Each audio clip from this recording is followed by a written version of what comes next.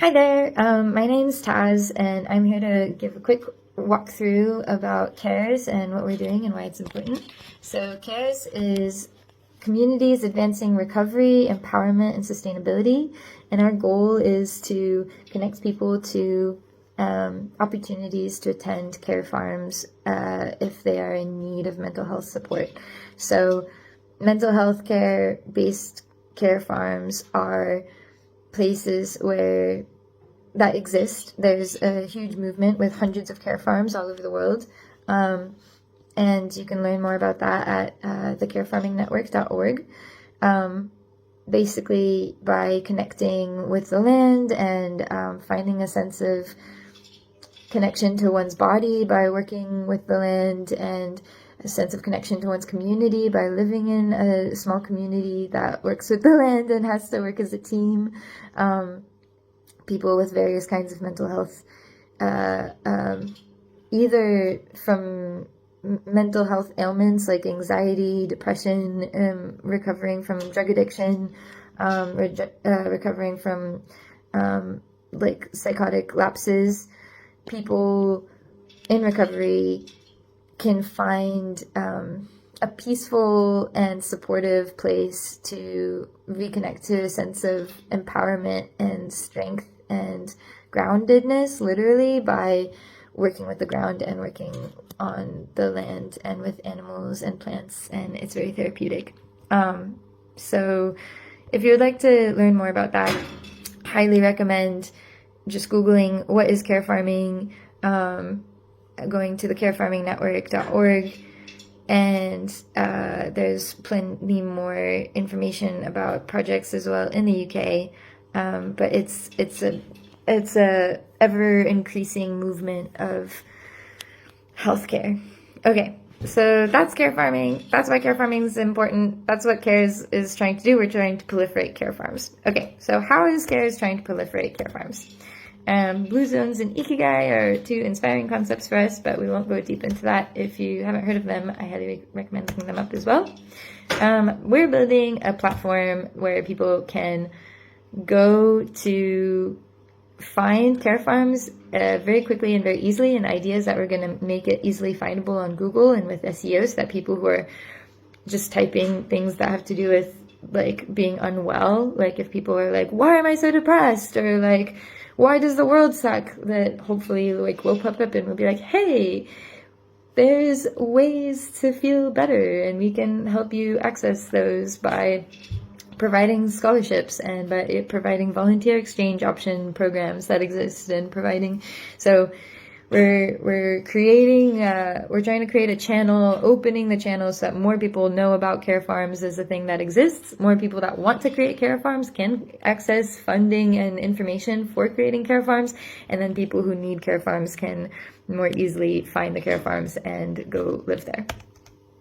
So this is kind of a sneak peek at our app so far. If you want to check out our MVP, that would be fantastic, because we would, the more users we have on our MVP, the better that looks for grants that we're applying for to make it even better.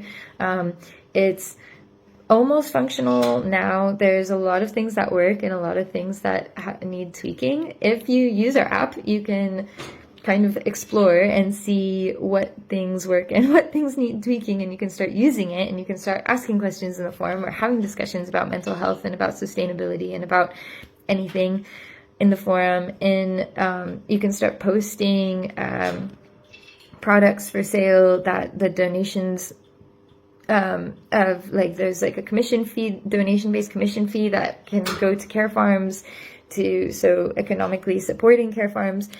So the idea with the app is that we're creating a digital space that economically supports care farms. This is a little bit more about me. I have a psychology major from Colorado College, which is where I'm from. And I also studied sustainability, was really active in politics for a few years, and then worked in data architecture and software engineering for about a year before I switched to passion projects. Yeah. So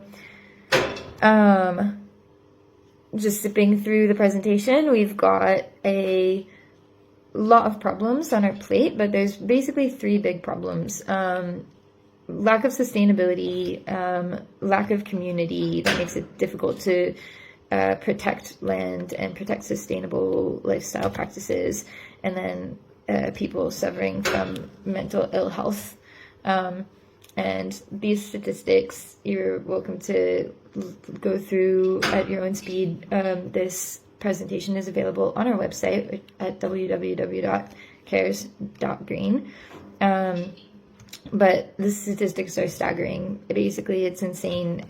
I personally have lost so many friends and acquaintances and people I know in high school, beyond high school, in university, after university. And it's scary because there's a beautiful quote about that it's not it's no great sign to be healthy in a broken system, to be well equilibrated to a sick society.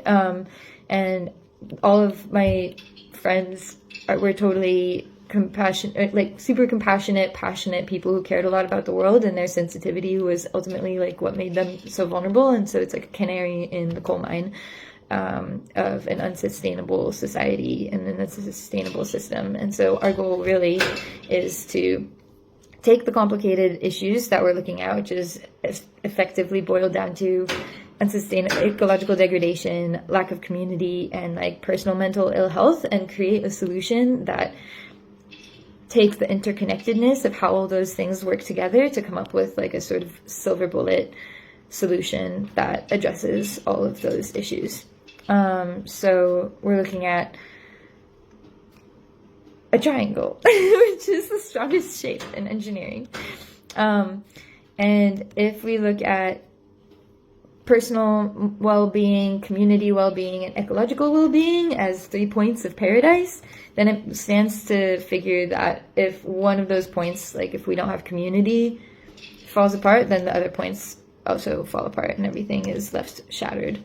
And again, like evidenced by people we've lost. So how do we take someone who's heartbroken or has extreme anxiety or disconnection from themselves and from their reality and from their society and help them open up? Well, we have to build a safe sense of social safety around them, a safety net, and then build a sense of safety in terms of how they're relating to their reality, how they're relating to the ecology. Do they feel safe? Like we're living in a way that is actually sustainable, that is for the long-term future, that is abundant materially. And then that in turn helps them kind of stand up and thrive and be part of creating that safety net and be part of creating that change for the entire world. So that's our goal with communities advancing recovery, empowerment, and sustainability, is to connect people with their hearts, with one another, and with the ecology. And so ABCs of communities advancing recovery, empowerment, and sustainability. I won't go too much into detail here, but really the idea is that we want the app to be, if possible, as aware of how can we make this accessible for people democratically and empower people literally from the ground up, rather than creating some kind of new exclusive wave where only people with wealth can access these services. So CARES, we really want to use our funding to empower Indigenous communities in places where they're kind of being taken over by colonizers who it's way cheaper to buy land there than it is in, like, say, England. Oh, maybe I shouldn't go there. Sorry, apologies. Okay, I'm just gonna zip through this now that I've effectively put my foot in my mouth. So we've got the app on one side, we've got the nonprofit on the other side. If you can donate to us, this is all of our budgeting and planning that we're not gonna go into, but we've got good plans. And so I'm gonna leave us with our concluding slide. Thank you so much. If you guys please go to our website, www.cares.green, that would be great. And we really appreciate your support. And sorry I can't be there to give the presentation in person, but Bye! Hi there, my name's Taz, and I'm here to give a quick walkthrough about